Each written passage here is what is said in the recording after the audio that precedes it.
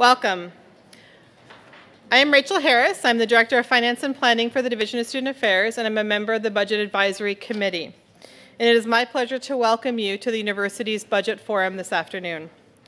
It has been several years since the university has held a budget forum. Last year, the Budget Advisory Committee recommended the additional sharing of financial information with the university committee. In our experience, having a clearer picture of the university budget as a whole helps provide context and contributes to working together as one university. The Executive Budget Committee and senior leadership agreed, especially as one of the goals of this incentive-based budget model is greater transparency. And here we are. Thank you for being here today. I'd like to turn the podium over to Marty Johnson to do some introductions. Thanks for coming. Hopefully you got cookies and drink, and I'm not going to talk long here. Would the members of the BAC committee stand up so we can be recognized?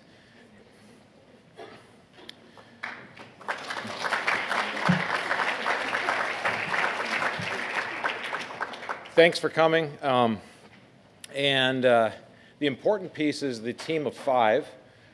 We've got senior leadership with all sorts of knowledge that we can talk and ask questions today. Richard was looking for hard questions. He was talking to me earlier and saying, please ask the hard questions, of which there are, I'm sure, many that you'll come up with. And we appreciate them taking the time to do this. And it's part of what makes an open and transparent institution. It's an important thing to take time to, on all of our parts, to do this. We'll be wandering around with microphones as questions go, so let's get on with it. And I'm supposed to introduce the agenda that we're supposed to get on with. Richard will set the context for the numbers and some of the details that you're going to hear, because it's really important. The university is a very complex enterprise and organization, and having the correct context of how the pieces fit together is quite crucial. So he will spend a few minutes talking about that. And then Caitlin will go over the fiscal year 19 results for a few minutes, and then Nora will look at the fiscal year 20 budget and the projections so far.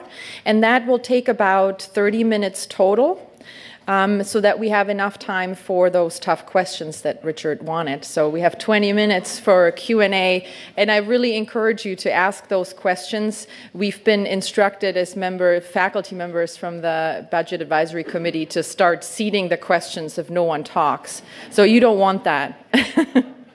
So without further ado, I think Richard is ready. Thank you. She was just kidding about the hard questions.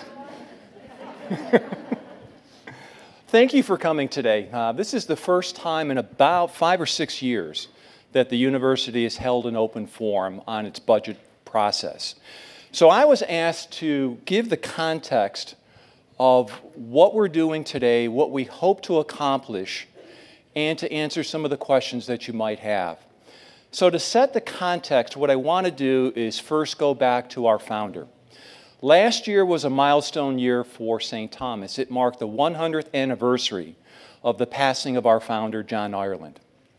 And John Ireland was a remarkable individual who had the foresight of creating this institution to help immigrants, to help the workers, the working poor in the area, and to make a difference in St. Thomas and in the community of St. Paul in Minneapolis.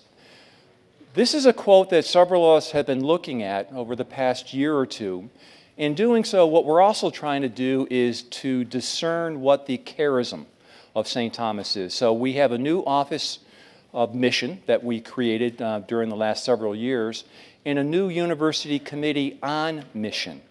And one of the tasks that they've been working on this past year is discerning what is the charism, what are the special, extraordinary gifts of the Holy Spirit that were bestowed upon John Ireland and Thomas Aquinas, and then how is that charism infused into our Catholic identity and everything that we do at St. Thomas. What I love about this quote with John Ireland is the ever press forward. So St. Thomas has been on a journey. So here's the last 35 years of that journey. 35 years ago, St. Thomas was a small, male-only, residential liberal arts college of about 2,000 students. Today, we are a comprehensive, urban, major Catholic university with 10,000 students, 450 faculty members, 1,200 staff members, and about 100,000 living alum. We are not a small institution. We have 8 schools and colleges. John Ireland would be proud to see how this institution has moved forward. So today, we describe St. Thomas, again, as a comprehensive, urban Catholic university that is student-centered. And at the undergraduate level, we have a rigorous liberal arts foundation that spans all of our programs. And then we provide professional education on top of that to help them get their first job. And that liberal arts foundation helps them as they continue through their career over the next 30, 40 years. So we have an incredible story to tell at St. Thomas of the type of institution that we are. Now, with this journey that the university's been on, we've been on a heck of a journey the last 5 years. Most of you know we've been implementing our strategic plan, St. Thomas 2020. I think most people in the room are familiar with these 8 strategic initiatives. The one that we're focusing on today is the last one, integrated planning. What came out of the integrated planning task force was a desire to change our budgeting process. The way that we had been budgeting really wasn't keeping pace with the type of institution that we became, and it wasn't adapting quick enough to the changes in higher education.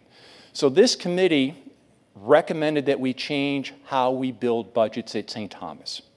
So we created another task force to look at how should we create our budgets. And that's what we'll talk about today, is the first going through of our new incentive-based budgeting. Before we do that, let me show you how we used to budget. So up on the top, you see 3 boxes. This is how revenue comes into the university. So on the upper left are gifts and pledges. We rely on donors. We rely on philanthropy to help us achieve the mission and the vision of the university. The majority of our funds come in through tuition and fees, and then we have auxiliary services. Auxiliary services, the bookstore, dining services, those type of activities. Those are the 3 methods that revenue comes into the university. In the old days, what we used to do was what was called incremental budgeting. So whatever your budget was last year, that's what you start with this year, plus or minus a little bit. It was very centralized. All of those funds came into the central administration, and then we would sit around the table, and then we would pass them out to the various units across campus. Very centralized, not incentive-based. So the committee recommended that we create an incentive-based to decentralize some of the decision-making process. So what they did is they said, look, we have some guiding principles that we would like the new process to follow. The first one is the most precious resource we have are our personnel and then the funds to support them. We need to be able to place our personnel, place our funds in such a manner that it supports the vision and the mission of the institution. So we want to make sure that how we allocate our resources aligns with the mission of the institution. The second point was they wanted it to be accurate, transparent. Now, the transparency is one of the reasons that we're having this meeting today. We want to report back to you as a community of how we did the first time through this budget cycle. We wanted it to be relatively easy to understand and to operate, and to communicate how we make decisions. We also wanted to promote accountability, responsibility, and trust. So in this process, we are taking most of the decisions from the central office and pushing them out to the schools and the colleges and the other major decisions. That's where we want decisions to be made. That's part of subsidiarity. The last part, the last initiative that we wanted to incorporate with this new process was to incentivize the schools and colleges to be entrepreneurial, to try new programs. It's okay to try something. If it fails, that's okay. What did we learn from that? How can we improve upon it? So we wanted to create this atmosphere, this environment where schools and colleges would be willing to take calculated risks and try something new. And if it succeeded, they would benefit from it. We also wanted to incentivize other unit managers to be good stewards of the university's resources. So when we put all of that together, we ended up with this model. Okay, so this is how our incentive-based model works at a very, very high level. So again, across the top are the three sources of revenue that come into the university. And what I did for last year was put up the percentages. Now, last year we had a total operating budget, all funds, of about $280 million. So out of the $280 million, roughly 2/3 of it came in from tuition and fees. 15% came from auxiliary services, and then 20% came from our donors. Okay, that is a major source of revenue for the university that we incorporate into operating the university. So the way that the model works today is those funds go directly into the schools and the colleges based on where the students enroll and where they teach their classes. The schools and the colleges are expected to pay their direct cost, what it actually costs to run their units, pay for the faculty, the salary, the professional development, etc., to pay for the indirect cost. Their indirect costs are supporting the shared service units. So the shared service units are designed to support the academic units in delivering the educational mission of the institution. We have this thing called a SIP, a Strategic Initiative Pool, and this is a way that we can move funds around the university, around the academic units, to incentivize new programming, and we also allocate it to auxiliary units as well. All right, so last slide for the introduction of what you can expect today. This is the first cycle that we've gone through this process. Now, the budgeting process is a year long. For those of us who have taught before, when I used to teach a Monday, Wednesday, Friday class, if I said something in Monday's class that wasn't clear, I could go on Wednesday and clarify it. So I had a 2-day cycle in which I can make adjustments. Our budgeting process is a year long. So as we go through it, we've already identified these are ways that we can improve next year's cycle. So it's a long cycle. So just keep that in mind. So when I say this is our first time through, this is our first time through. The budgeting process itself, think of it as a tool. It does not create any new revenue on its own. The budgeting process does not make decisions. We still have to make the decisions based on the information that we have. This new process gives us additional insight into how the university operates, but it doesn't make the decisions. We still have to make those decisions. So you're going to see some uneven results. Okay, it's going to look like some schools made money. It's going to look like some colleges lost money. That's not the right way to look at this. As a university, we are a nonprofit. At the beginning of the year, we have a balanced budget. At the end of the year, we have a balanced budget. So in any given year, one school could do well based on enrollments. The next year, it could be down. But in totality, our budgets are balanced. The other thing to keep in mind is going back to the type of institution. Being a comprehensive university means that we are going to offer particular programming that may not generate a lot of revenue. But we need that programming because of the type of institution that we are. A comprehensive, urban, Catholic university. So those are important factors to keep in mind when you start seeing these figures. So with that, I also want to say we're learning. We're a learning institution. So if you have an opportunity to fill out the surveys afterwards on how we can improve, please do so. So with that, I'm going to turn it over to Caitlin, who is going to take us through last year's results. Go back to the podium. Thank you, Richard, and thank you to the BAC for the wonderful introduction today. I get to cover the fun stuff, which is the numbers. So the first thing I want to pull up is our fiscal year 2019 operating results for the university. And just to note, all numbers presented throughout the presentation today are going to be in the millions. Our bachelor net tuition revenue for fiscal year 2019 came in at $130.3 million in comparison to fiscal year 2018 of $127.4 million. This increase was primarily driven by an increase in our undergraduate freshman class. In fiscal year 19, our freshman class was 1,640 students compared to 2018 of 1,391 students. Next is our graduate tuition revenue. Again, we saw an increase there from fiscal year 18 to fiscal year 19. The total increase was $1.9 million, and the majority of this was due to the school having some pickup in our School of Law.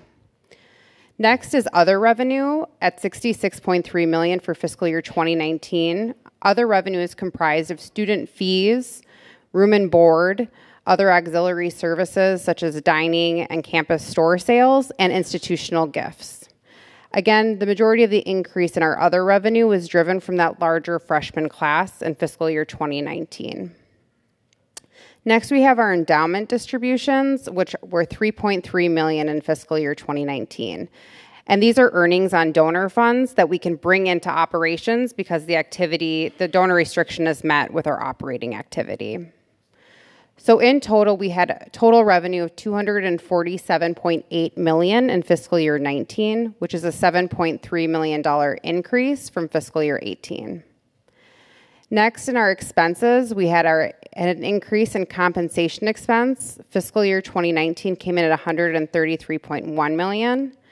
And again, the increase from fiscal year 18 to fiscal year 19 is really driven from our annual wage increases that we get every year. Next, we have fringe benefits. Fringe benefits are comprised of medical, tuition remission, everything that gives us a comprehensive salary package. That went up $4 million from fiscal year 2018 to fiscal year 19 as we saw some higher than average medical costs. So in total, we have operating income of $18.2 million at the university, which is offset then by our net non-operating activity of $18.2 to come down to that balanced budget or balanced net income of $0. In our non-operating expense, that includes things such as our debt service payments, capital expense purchases, and non-operating gifts.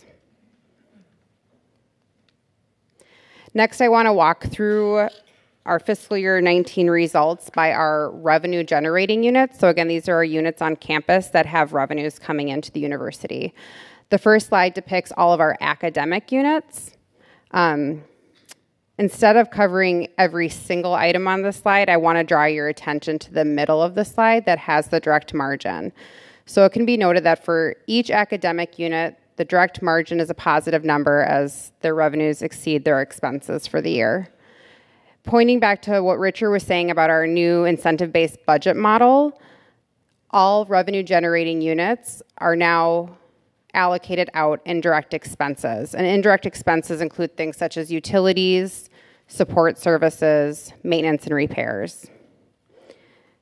Each academic unit must also pay in a percentage of their select revenue items into a strategic initiative pool, which is referred to on the slide as the SIP contribution. Then during the budgeting process, a certain number is decided upon for each unit to be allocated out to those areas. So if we look at the year in total, we see that the College of Arts and Sciences had a positive net margin of $3.4 million. And again, this was driven because of the larger fiscal year 19 freshman class size. The remainder of the units came in pretty even, with the only one having a larger deficit of the School of Education at $1.5 million.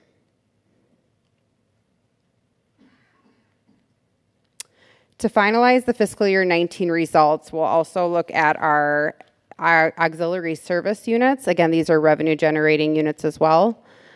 All of the units had positive net margins at the very bottom, and again, these positive net margins were driven by that larger freshman class size coming in. In total, our entire revenue generating units came in with a positive net margin of $2.3 million. I'm now going to turn things over to Nora Fitzpatrick, our AVP for the Office of Financial Planning and Budgeting, and she'll cover the fiscal year 20 projection. Thank you, Caitlin, and thanks everybody again for coming to the forum today. I'm going to cover where we are so far this year, FY20, and I thought I'd start with the enrollment statistics that we have. You can see that we're slightly down from FY19 to FY20 in total students, but hovering around the 10,000 student mark, which we've been at for a number of years. And you can see that we're back to a more normal class size for the first-year bachelor students, down from the 1,640 that Caitlin talked about to 1,412 this year. A little shy of what we had targeted for this year. On the plus side, transfer students, which have been declining and a little harder to get over the past few years, are showing an uptick. Part of that is the new DFC transfer to 4-year, which we kicked off this year with our first year of DFC graduates. We don't really look at graduate students on a headcount basis because so many of them are part-time. So we haven't shown that here, but you can see if you look at the graduate credits that we're still seeing some softness on graduate credits. We're down from FY19 actual of 60,733 down to 58,408. So a little bit of weakness there. OCB and School of Education are showing some declines. And then this is the similar format to what Caitlin showed you for FY19. And you can see the same kind of data. The column, FY19 column, is the one that she showed you, so that carries forward. And then comparing bachelor tuition, which is one of our big sources, we're up from budget, but down a little bit from last year. And this is a reflection of moving back to a more normal-sized class. We did a little better than budgeted. We had better retention than we planned on. So over the past several years, we've been putting quite a bit of effort into retention between Al Catrone's group and Tanya Jones-Peterson's group. We've been working on that pretty hard, and that's paying off. And Al's group was able to deliver a slightly lower financial aid rate this year than we were expecting. Graduate net tuition is up year to year, as you can see, from $47.9 to $49.8, but not quite meeting our budget expectations. The whole graduate education market is under some stress nationwide, and we're looking to find new ways to cope with that. As Caitlin mentioned, other revenue is room and board, gifts, seminar revenue, and that we are also seeing is a little bit weaker this year than last year. Part of that has to do with the slightly smaller than target freshman class. They tend to drive the residence life and dining services results. And then we also had a little bit of weakness that we were planning on in conference and event services. As we took down the 2 dormitories last summer, we had a little bit smaller opportunity to earn revenue in conferences over that period. So you can see that total revenue from FY19 to FY20 is pretty flat. Just a small increase and a little bit behind where we plan to be. On the expense side, we do expect to make up those revenue shortfalls from budget. Compensation is up from year to year, but we are expecting some salary savings from budget, and that is something that we normally do see with positions being open, normal turnover. So that is something that we often see at this point in the year. Fringe benefits are looking to come in on plan, and other expenses are about flat from last year as well, leaving us with an operating income of $12.3 million, which is offset by the non-operating expenses. So again, debt, non-operating gifts, and capital expenses. So we do expect to have a balanced budget at the end of the year. Again, the format that Caitlin showed you so that we can take a look school by school, and then auxiliaries on the next slide. And again, the expectation that all of our revenue generating units are going to cover their direct expenses has been met, with the exception of the School of Education. They are in a retooling mode at the moment, and we're looking for better results in the future from them.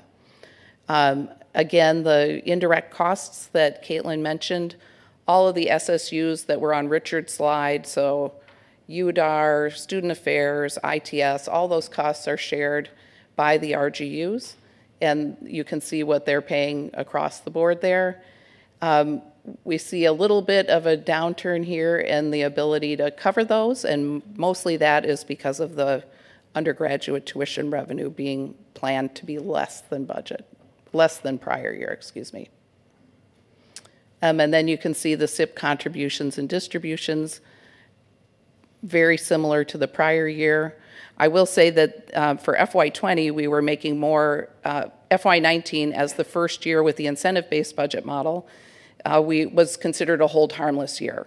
So the second year, FY20, we did more work with each of the deans and vice presidents in terms of how to move them towards a situation where they would be able to pay their net indirect expense.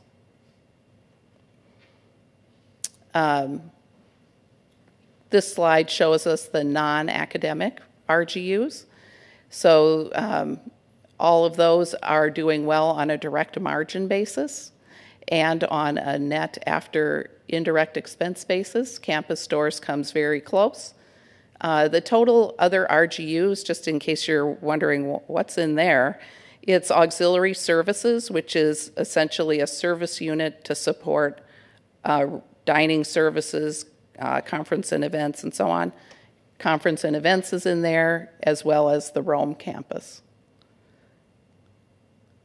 Overall, if we look at the final column to the right, total RGUs, there's a net margin of 2.8 deficit, so a gap that we are going to have to close for this fiscal year. I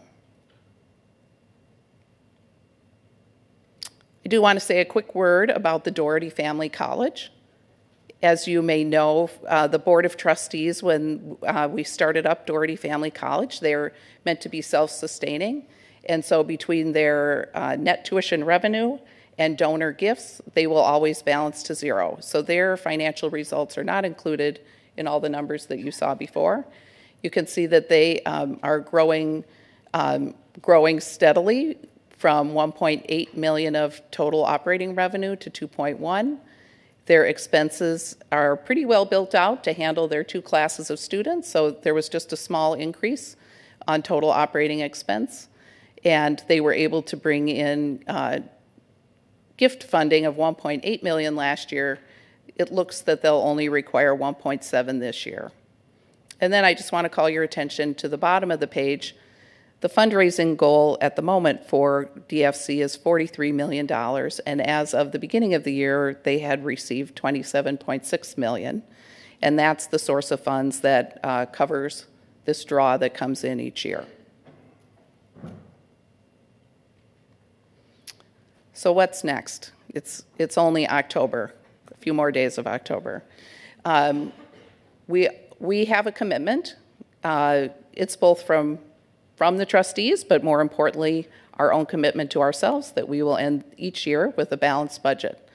And so that doesn't just happen without some hard work.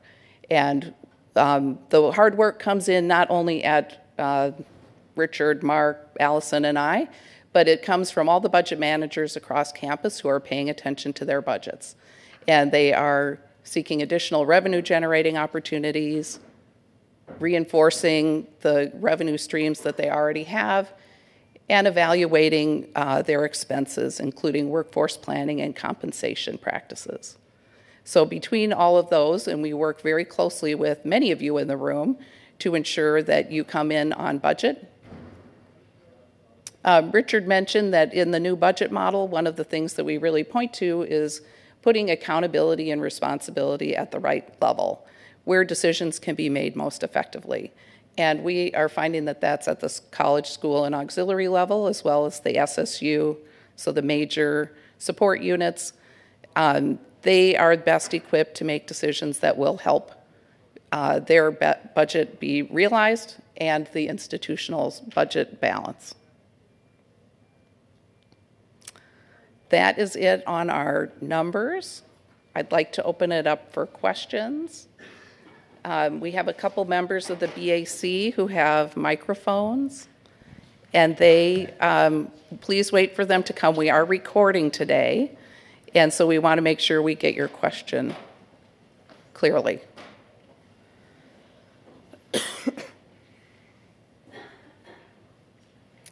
Okay, Richard is going to be very disappointed if there are not some hard questions. Okay. I don't know if it's a hard question. The SIP, the distributions, how is that determined, how those get distributed? So a couple of things go into that, and I hope Richard or Mark will jump in if they want to add something. The initial, so the SIP is meant to be a way to steer the institution, to take some of the funds that come into the institution and use them for institution-wide initiatives. That's sort of a long-run goal. In the short run, because as Richard's slide pointed out, we're maybe not all right-sized for the way the model works, there's the need to balance budgets with the SIP. So part of it is going towards, let's make sure everybody has a balanced budget, but let's tweak that to start moving them along the path that we want them to be on. So if we think a unit could be more self-sufficient, we might put them on a trajectory of a SIP distribution that would lower it over time as they're able to raise direct revenues. I hope that answers your question. The decisions are made at the Executive Budget Committee level in consultation with the deans and VPs. I'll add a little to what Nora said. The university's budget is balanced at the beginning of the year. In addition, each school and college has a balanced budget at the beginning of the year. So we look at their total revenues, the tuition and fees that are coming in, the gifts that are coming in. And then we look at their total expenses. In addition to the tuition fees that are coming in, we provide a SIP contribution that balances the budget for the units. So what we can do over time is by working with the deans one-on-one is, as Nora said, we can help steer the colleges to right-size them. So their revenue, again, includes a portion of the SIP distribution. The best way to think of the SIP maybe is to think of federal taxes. Every state pays tax to the federal government. The government then turns around and sends those tax dollars back to the states. We kind of do the same thing. Okay, so the SIP is a way that we can use to help balance the schools and over time steer them in particular directions.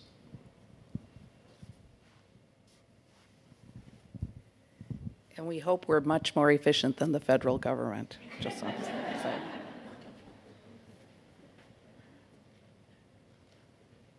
Any other questions? Katerina, do you have any that you want to throw out there? In a pinch. Sure. Might need a pinch. I have one. What do you see as the challenges then, your biggest challenges, going forward over the next 4 years?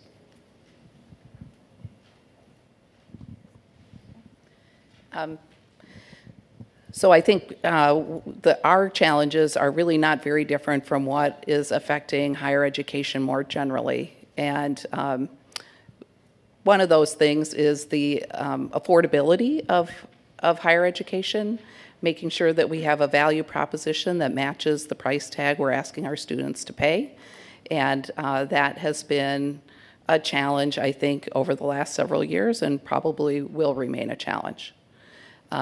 The other thing that is a challenge that we're starting to hear a little bit more about is some demographic challenges, the so-called birth dearth that happened after the 2008 recession.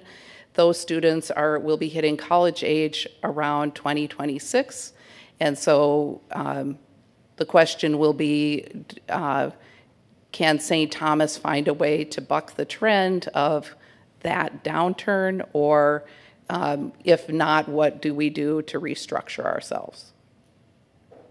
Anything else? My question is, how will going to D1 with athletics have any effect on our budget and budgeting in the future?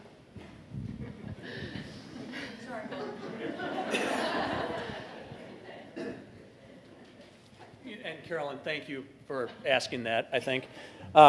It's a question that's on everybody's mind, right? And the short answer is, Richard had a great slide up there that talked about the history of the university and the priorities that we identified and have implemented over the years.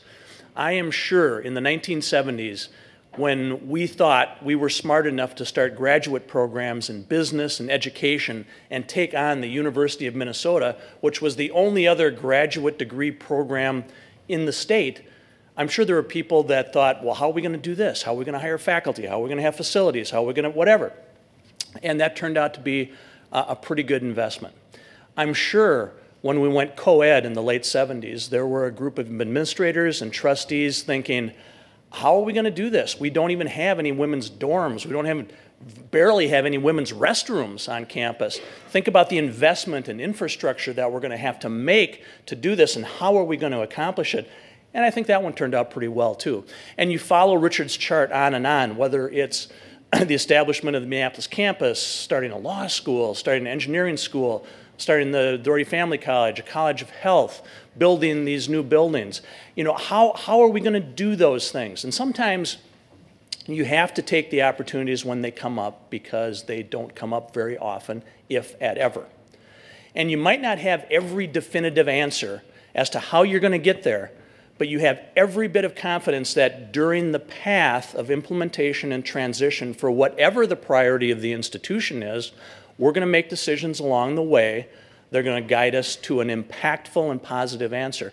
And that's the case with athletics. Do we know every answer today? No. Do we believe that it's going to have an impact on this institution in terms of perception, in terms of demand by undergraduate and or graduate students, in terms of employers in the market, in terms of our geographic footprint around the country? Absolutely. 15, 20, 100 years from now, we're going to look back just like we looked at going co-ed and say, wow, what a great decision. Transition between now and 10, 15, 100 years from now, don't know every answer. You know, what's it going to cost? How are we going to fund it?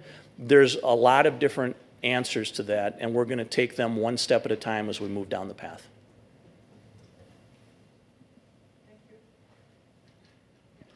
I have a question on the endowment draw. When you look in fiscal 19, it was, I think, 3.3 million, and then we're projecting, is it 6.6 this year? And can you talk about, that's a pretty big leap, because I know we didn't double the corpus during that time, so a little.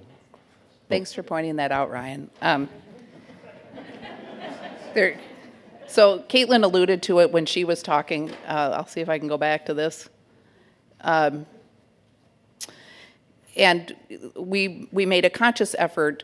The budget model is meant to be all funds, so we don't want to just focus on the operating budget. We want to make sure that we're using all of our resources. That would include endowments, restricted gifts, grant activity, anything that's not in the operating budget.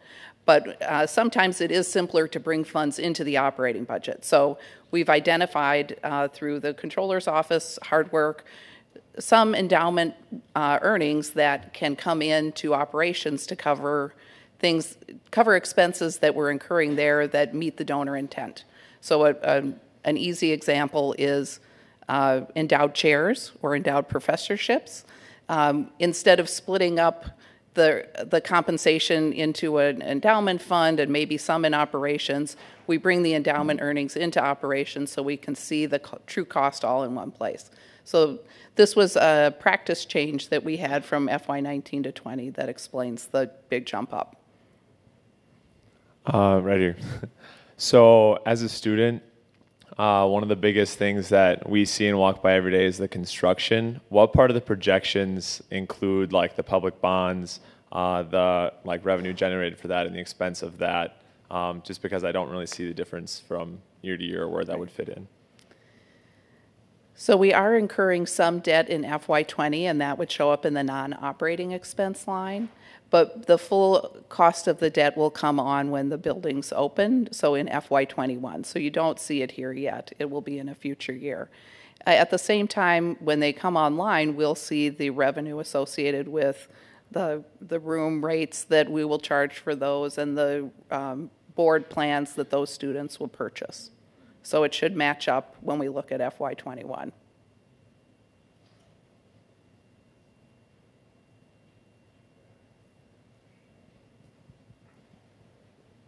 Hi, Jordan. Thank you for doing this. Just looking at the compensation increase and knowing the percentage increase for our current employees, are we looking at adding a pretty significant headcount, to our total employee pool? Is that reflected in the projected increase, or how do we get to a 6.7 increase from last year? Thank you. So I think you're looking at the FY19 actual to FY20 budget to come up with that percentage. We do budget the full salary for each position that we have on campus. We do also put in what we call a vacant position factor that acknowledges that we know that each position won't be fully expended. There will be some turnover. People change jobs or leave the institution, whatever might happen. So we see some of that. We're expecting a little more savings than that, so that's why there's the decrease from budget to projected for compensation. But you're right, it's when we look at FY19 actual, it has built into it all of those salary savings that we realized last year. And then when we go to budget, we budget the full salary. So that, say, I know that my 12 months of my pay is planned for. If I leave, they'll get some salary savings, but I don't have to worry that they won't have enough to pay me all year.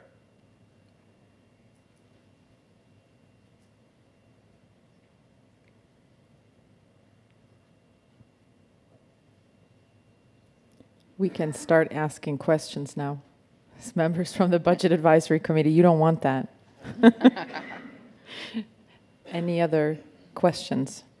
Otherwise, I would ask one about the accounting for some of those new initiatives like College of Health. Since they're not currently revenue generating units, so where do they show up and how does that get factored in? So things can be handled differently depending on the size of the initiative, but we do have funds in reserve that have come from gifts that have come in or prior year surpluses that we've set aside for future uses, and so that is the most likely place that we would pay for some more chunky initiatives. Do you want to? Yeah, I'll add to that, Nora. With the College of Health, again, the College of Health consists of two existing units, the School of Social Work and the Graduate School of Professional Psychology. So those two units move into the college, and then we're creating a new School of Nursing. So when we made this proposal to the Board of Trustees, they authorized us to draw from what's called the quasi-endowment. Okay, so the board has an endowment that we can tap into for special initiatives, which are really startup funds. So when we launched the Doherty Family College, the board authorized us to draw from this particular fund. When the School of Law was founded, the board authorized us to draw from the quasi-endowment. So last year, the board authorized to draw $2.2 million from the quasi-endowment to start the College of Health and the School of Nursing. And those funds are meant to get us up and going until we get students enrolled into the new School of Nursing, who will then start paying tuition, and then the school and then the college starts paying for its own self. What is the projection for the College of Nursing to start? I mean, is it 2 years, 5 years? Do we have a projection on that? We have an idea. We have a plan that the first set of students for the School of Nursing would begin fall of 2022. Now, there's a lot of steps that we have to go through to get nursing established. First, we have to hire a director of nursing. Then we have to hire some faculty. We have to create a curriculum. There are a number of approvals that we have to go through. First, the university faculty have to recommend to the president that we offer new degree programs. So there would be a Bachelor of Science in Nursing, a Master of Science in Nursing, and then potentially down the road, a Doctor of Nurse Practitioner. We do not have those degrees currently, so the faculty first have to recommend that. Then we have to build a curriculum. We have to work with the Minnesota Board of Nursing, the Minnesota Office of Higher Education, one of 2 national accrediting boards, our regional accreditor, HLC, the Higher Learning Commission, and then the Department of Education. So there's a number of steps that we have to go through before we can launch this program. But the first thing that we have to do is we have to hire a nursing faculty member who can get the ball rolling for us. And we are currently searching for the founding director. We have the founding dean of the College of Health. Now we have to continue on that search.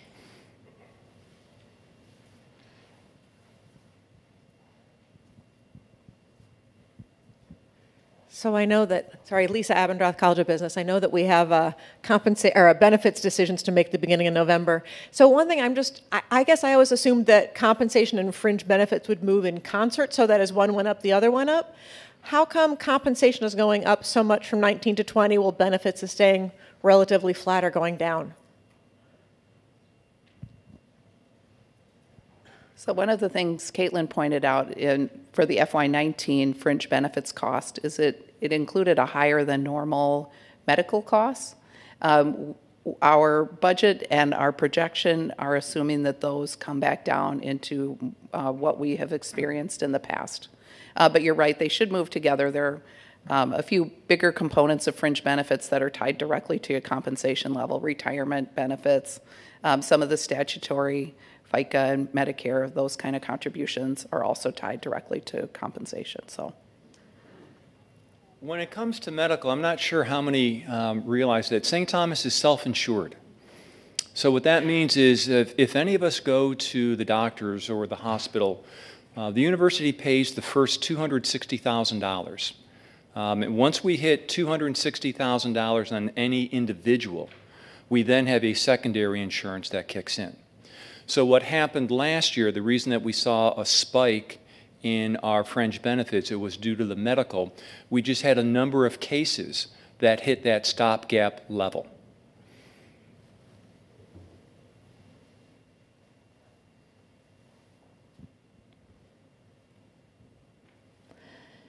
Would you mind? No, don't worry, Richard. Okay, I can ask another question. Could you go to the projections, the budget projections, Nora, please? So several of most of the units in the projections don't cover the indirect expenses, and you had mentioned that this was due to the lower student numbers and some other factors. How and you also mentioned that there's plans to write that going forward. What are the projections sort of for the next several years? Is this just an anomaly that we're in this situation, or how do you see this develop going forward? That's a great question. Again, with the tuition that you see up there, the graduate market is what's changed drastically at St. Thomas and across the country. Since the Great Recession in 2008, corporations and companies have essentially stopped paying for graduate education for their employees. So there is a tremendous disruption going on in graduate education all across the country. We are not exempt from that. So it's incredibly difficult for the deans to project what their graduate tuition is going to be several years down the road. When we build our budgets, we are putting our best estimate on what we think graduate education will be, what the graduate tuition will be, usually in December, January timeframe. Then we wait till September to find out if they show up. And it's a challenging environment right now. And later on this afternoon, we will be having a session talking specifically about how, as deans, do we project what our graduate enrollments are going to be. So again, this is one of those challenges. A question was asked earlier about what do you see the challenges of our budgets going forward. Graduate education is a big challenge for us right now. It has been in decline. It's been offset somewhat by the increase in undergraduate tuition, but overall, our total tuition, combined graduate and undergraduate, has been relatively flat for the last 6 years. But our expenses continue to increase. So those are the challenges that we've got to address. This is one of the reasons that we created CAPE, a continuing in professional education. CAPE offers non-academic, non-credit bearing courses to help those who need additional skills in the marketplace to advance their careers, but are not ready to commit to a master's degree or a formal degree program. So we're looking at ways of increasing revenues still on the graduate side.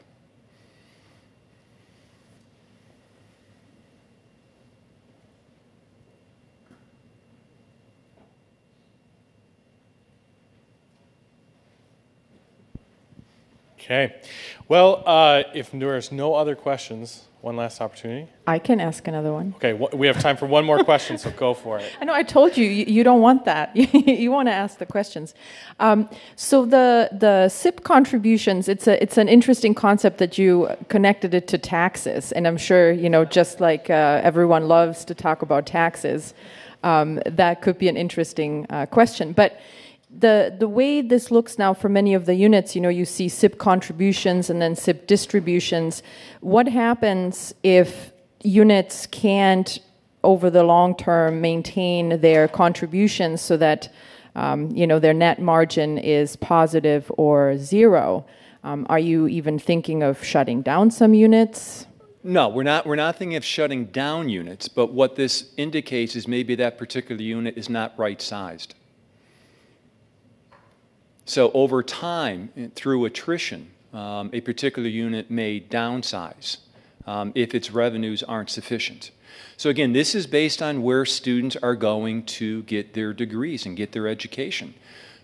Students fluctuate, whether they want to go into the humanities or they want to go into business or they want to go into engineering or education. That changes on a relatively rapid cycle. And so what we're trying to do is to be able to adapt to that. Okay, with that, I think the Budget Committee wanted to thank everyone for coming. Like I said, this is the first time in many, many years that we've been able to do this, and we were hoping people would show up. So we're excited that you all actually did show up. So thank you very much for doing that. Hopefully you guys can help me give a round of applause to everybody that came out today. So the Controller's Office, the Budget Office. that spent a lot of time getting the projections ready and the closeout for last year. But again, thank you all very much for coming, and have a great rest of your day.